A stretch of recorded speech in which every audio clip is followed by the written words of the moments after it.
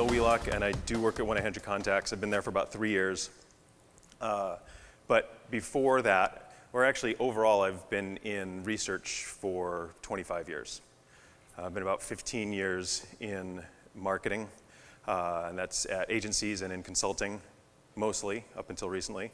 And about 10 years I spent purely in academia, and there's an overlap of about 8 years where I did both, and still do both.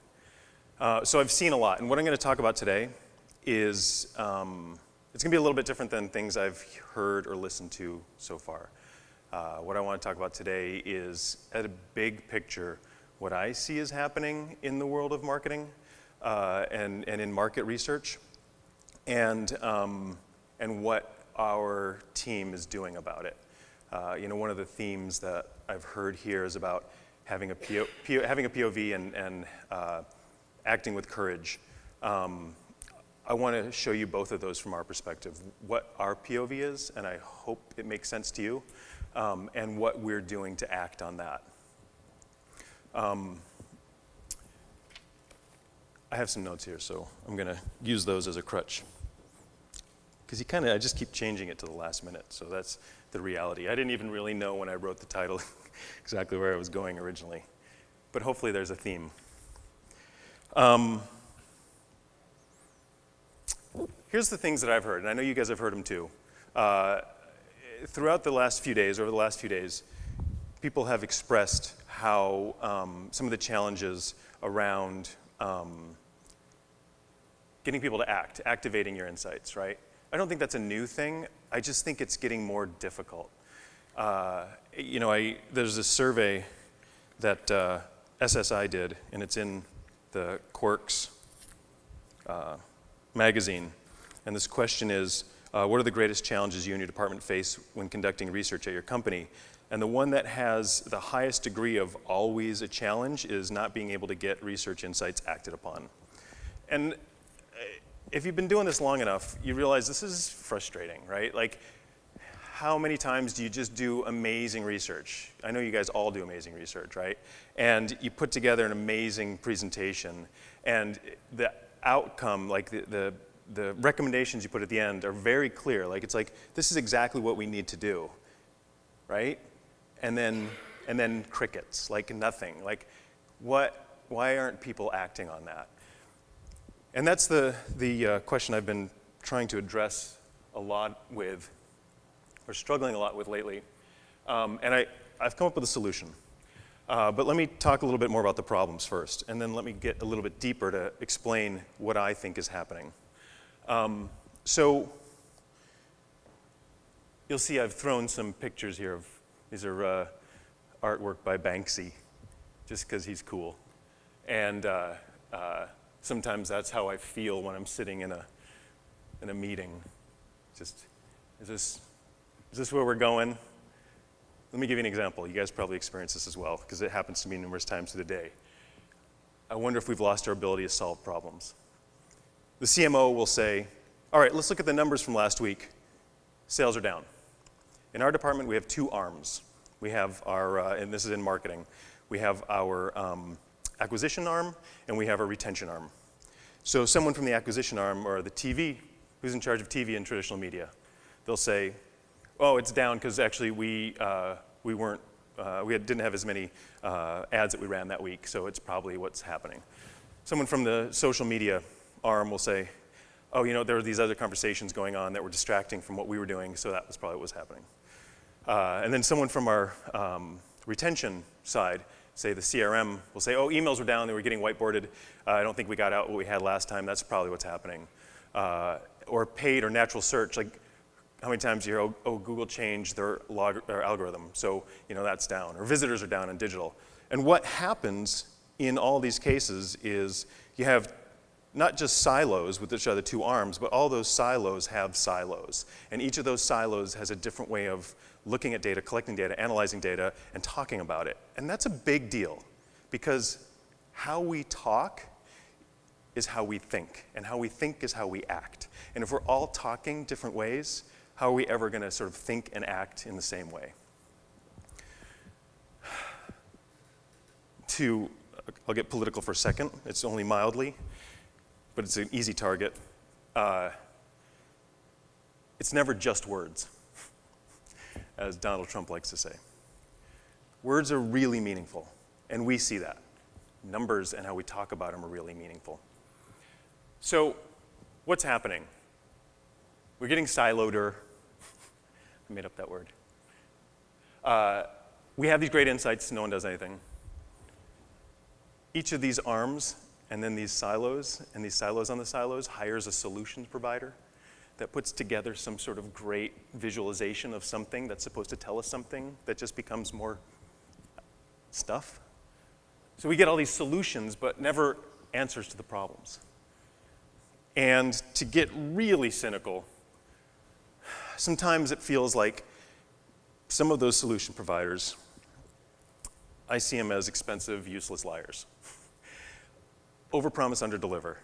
They'll say, this is what we can do, this is what you can do, so do it. We do it, we spend a lot of money. And I say this only because out of frustration of wasting a lot of money in those cases. And I hate waste, I'm morally against waste. So why is this happening?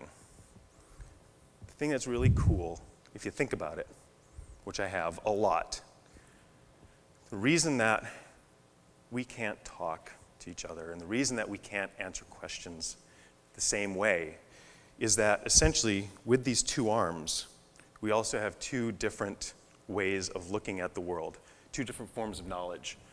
Epistemology is how we know the world. And essentially within marketing and within market research, there tend to be two epistemologies. There's one that's a top-down approach, kind of old school.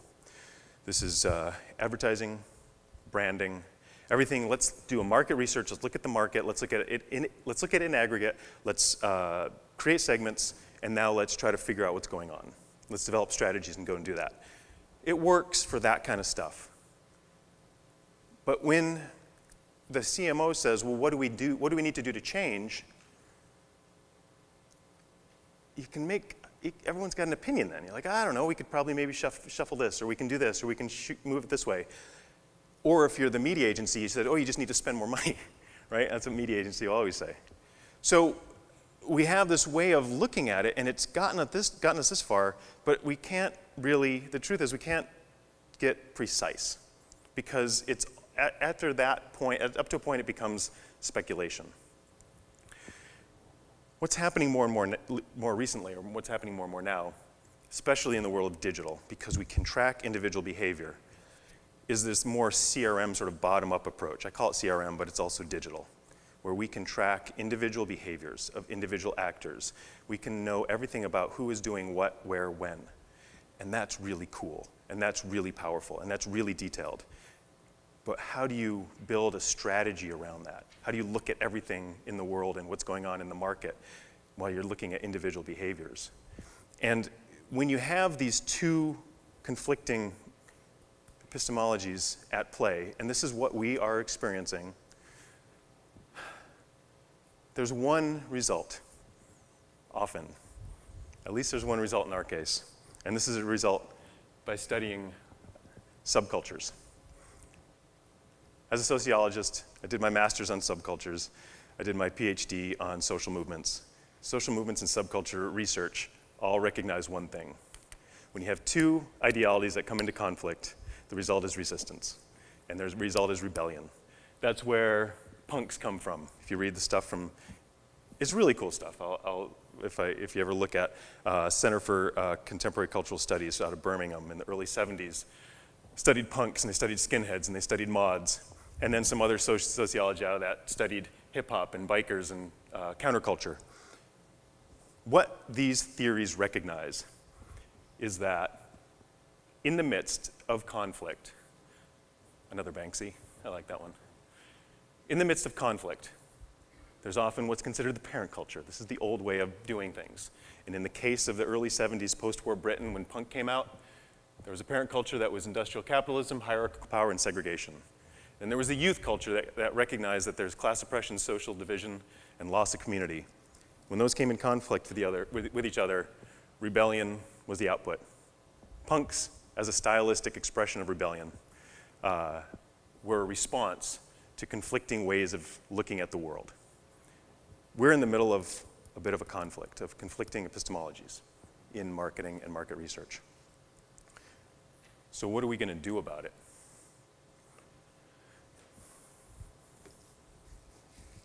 I'm going to tell you what we're doing about it. Does anyone know what this is? Any guesses? It is. Not only a urinal, it's probably the most famous urinal in the world. This was actually a piece of art. This was Duchamp's fountain. And basically, he took a urinal, turned it outside, and put it in a gallery, signed it Armut. This was 1917. And some people say this was when pop art started. Pop art is taking the everyday and celebrating it, and also calling into question the authority of fine art and the whole fine art expert system. Without this, there would be no Banksy. What Duchamp was trying to do is similar to what we're trying to do is similar to what Duchamp did. We're trying to, at 1-800-CONTACTS, to address this challenge with these conflicting epistemologies. We're trying to change the system. And the way we're trying to change the system is changing how we look at data. Now, this is where it gets probably a little bit difficult for most marketers to want to listen. Because what I want to tell you is this. We have to start to really love our data. We have to love our customer database. We tend to spend a lot of time collecting data on the market, going and doing ad hoc studies, going and do qualitative work to tell stories. Those are all good and necessary.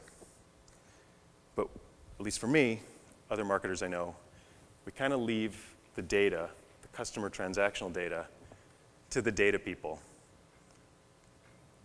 Our finance guys will analyze it and tell us what sales are, and that's what they do.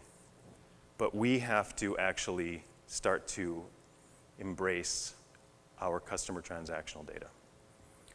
Okay, what is this? I'm going to have to explain it for a second here. This is how I look at data. This is how I look at our data. This is my vision. This is my POV.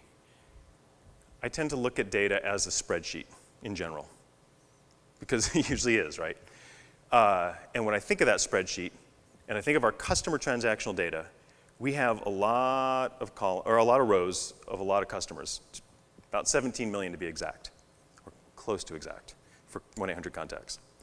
So we've got all these rows of customers, and I can tell you anything about their transaction. I can tell you what they bought, how much they paid, how they paid for it, where it was shipped, what discount they used, and that's about it. And that's the only thing I can tell you about all of our customers. I want to be able to tell as much as I can about all our customers. So this is what I call the customer transactional behavior data. This actually should be way deeper. This will go way in underground. That goes so far down. A lot of the work that I've done and most of us do is here. This is non-customer data, what's happening in the market, maybe customer data, ad hoc studies, so maybe this should dip down a little bit. But it's mostly like, let's get a sense of what's going, and let's try to always get a sense of what's going on out there. We have to change our shift our focus, and we have to love this stuff. We have to be part of this, because the more we can know about this, the more we can actually start targeting specific customers better and at certain times. And then we can also use that to go above the line. And I'm going to explain how we're doing that at a very high level. And so you can ask me questions, detailed questions if you want. So we also have customer surveys. So you guys probably do too, NPS, post-transactional surveys. We have this for about a little less than 1.5% of our customers. So I can tell you a lot more about 1.5% of our customers. The other 98.5%, I can only tell you what they order when they order it. And that gets, again, reported out on it's usually through finance. So how can here's my goal. This is my vision. How can I take this customer data and start filling it, start adding more and more variables and fill it out? so I can talk more and understand more about these individual customers. This is where marketing is going, and this is where we have to jump on board. If we don't, then we're going to be left behind. We can't just sit here. Yeah, keep doing that, but this is where we have to be. So here's what we have to do. One thing that we're doing is appending it. So Experian, Axiom, that kind of data, demographic, psychographic data. Once you append this to your customer, now you've got a little bit more about your customer. I can tell you a little bit more about what they do. Maybe not what they do, but who they are. This is what they do in terms of buying. This is who they are. Okay, now here comes the bigger and scarier, but really freaking cool part. I'm going to mention a word that will probably make you, don't leave. Don't leave. Predictive analytics. Oof. I know you don't want to hear that. We're marketers, right? We got into marketing to avoid words like that. We can't avoid it any longer. I'm sorry, but this is what we have to do. We have to. This is how we build out our data set. This is all of our customer behavior data. This is now, we've appended it to our, with our Axiom data or Experian data, I don't care. And this is our survey stuff. How do we use predictive analytics?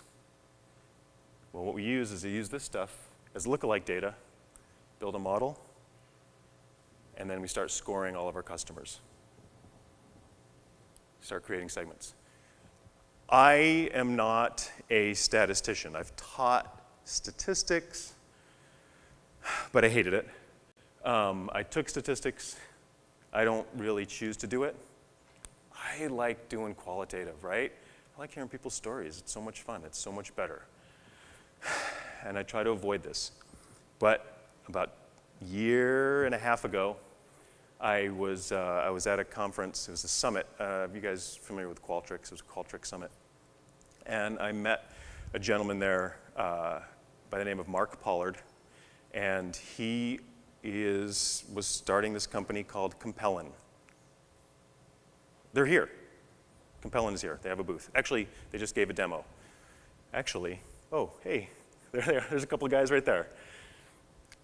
This isn't a plug for Compellin, although it is. It's not technically a plug for Compellin. I love their product. Here's what it is. It is a predictive engine. And the way it works is you take data, any kind of data, and it basically has what I call a kitchen sink approach. What's the data, and what do I want to predict? So for example, here's what we have done in our company. On our survey data, we ask questions about what's important. And then we start creating segments based on what's more or less important in their purchase process in terms of buyers. So we can create segments off of the survey data for 1.5% of our customers. We ran this data through Compellin. Compellin created a model. All he said was, how do I predict whether or not they're this part of this segment? Compellin made a model. That's as easy as it works. I'd say it, but that's how it works. It's that easy. Throw it in, and now, so it created this model. We are feeding Axiom data continuously and updating it with our new customers. And then we're feeding this out to Compellin. Compellin is now running it through the model and scoring all of our customers. We used to have 1.5%. We have 100% of our customers segmented. That's insane. It's awesome, and it's continuing to segment. Not only that, it's got this AI process where it is continuing to get better at predicting and make a better model and better at identifying who they are. We're also looking at one of our biggest issues with churn. So again, we're in contact lenses. Other probably online retailers experience this as well. Our highest churn is after the first order, right? We get a lot of people that try us, and a lot more than we would like that drop out after that first trial. And so what we did is we used this same approach. We created a model to score people's likelihood to churn. We've identified 4 segments based on sort of their varying degrees of likelihood to churn. and we're serving up custom and targeted messages and offers. We did this for our segments as well. It's crazy, it was really cool, because our segments, there's basically 2 reasons why you buy contact lenses from 1-800-CONTACTS. Either you want it easy, or you want it cheap, or you want both. That's 3 reasons. Those are our 3 segments. Easy, cheap, and both. we don't call them that. Actually, I think we say price, convenience, and both. It would probably be somewhat offensive if we referred to our customers as cheap and easy, but as long as they don't know, right, who's going to tell? But we can flag all of our customers and serve up. We're saving this year, predicting next year, about $5 million just from the segmentation work alone. Here's the next cool part, and this is the next level, next generation of where we're going with this. We're going to start to take this next year above the line. We're going to start now, right now we're playing with digital data. We're looking at digital paths, and we're understanding where people go in the digital world, what their behavior is, and we have that for some of our customers. We're going to fill it in with others to understand or predict what people's digital paths are, and then we're going to link that and attach that to, who are those guys? Oh, they have a name that, Axiom owns them. Oh, someone's got to help me out if they know what I'm talking about. Doesn't matter. I'll think of it if you want to know. So now what we can do, LiveRamp. Knew what would happen if I started to move on, right? That's how it works. You guys familiar with LiveRamp? You heard of it? Check it out as well. That's really cool. Axiom owns them. They have all digital behavior data on all of us. Scary, but awesome, right? So now what we can do is, by understanding what is happening here and where our customers are going and acting, we can now go out there and find them, and we can target. So when we say to our, if you ever want to question whether or not our media or advertising agency is still stuck in the old world, ask them, when you run, if sales are down, or if they run an ad and suddenly sales are up, ask them why. If it's down, ask them why. They can't tell you. When we know where people are, ask them how to make it better, how to make it more precise. Well, we just got to target females between the age of 13 and 24. If we know where they are, because we know where these guys are, we can go to the same sites these guys go and hit them exactly with what they want. So that's our vision. So why is this called Research Like a Rebel? Well, the real reason is because I had to come up with a title. But here's me trying to bring it together. So through Johnny Cash. I guess what my point is okay, so the second keynote speak of the first day, the woman who talked about the alligators. You guys remember that? The leashes, about persuading others. I didn't do any of this through persuasion. I just did it. I tend to take more of a apologize later approach. So you can choose to do that, or you can be diplomatic. The latter takes too long. So here's what Johnny Cash taught me about what we're doing. I read in a thing that when you give a presentation, you're supposed to have 4 points. So here, these are my 4 points. First, play the prisons. You always wear black. You build it one piece at a time. If you ever heard that song, if you haven't, it's an awesome song. And you act unapologetically. What does that mean? Johnny Cash played the prisons, right? He learned that you can't be effective at the top without being grounded in the bottom. Be grounded in your customer behavioral data, the transactional data. That's the bottom. It's not prisons. They're not easy and cheap like I shouldn't have mentioned. It's the bottom, it's the most minutia of detail that will get us the best information and the best system. That's your foundation. And unfortunately, we got to get our hands dirty in it. Always wear black. This is sort of more of a way to remind ourselves, we know our business better than anyone. Don't listen to solutions providers unless they really, really understand what you're trying to do and they really, really can help you. We've wasted too much money on crap that doesn't do what it says. We're the experts. Own it, right? This is that song, One Piece at a Time. It's about a guy who works in a Cadillac factory and he wants to own a Cadillac, so every day he steals a part. But because it keeps changing, because the model years keep changing, by the end of when he retires 25 years later, he's got a Cadillac that looks like this. It's a cute song. But that's the process we have to take. You hear time and again that the world is changing.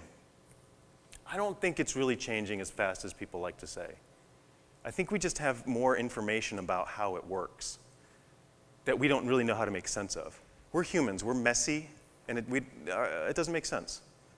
We can't always predict what people are going to do. But we have access to more information. So I think that anxiety that sometimes gets created about the world keeps changing, the world's changing fast, sometimes companies can capitalize on our anxiety. Take your time. Be methodical. Have a POV. Know what you want to do. Have a vision of how you want to build your data and how you want to approach your whole process, and just do it slowly. And lastly, just do it. Don't apologize. If I were to have anyone lead an organization, I would pick someone who was a market researcher. You guys are the most thoughtful, conscientious, overly thoughtful, so thoughtful, obsessively thoughtful. You've looked at your company, you've looked at your organization from every angle. No one else does that. You've looked at what's going on outside of your company from every angle. No one else has done that. So just do it. Whatever you do is going to be right, and it's going to be way better than what's been happening lately. So with that, I'm done, and if anyone has any questions, I would love to answer them.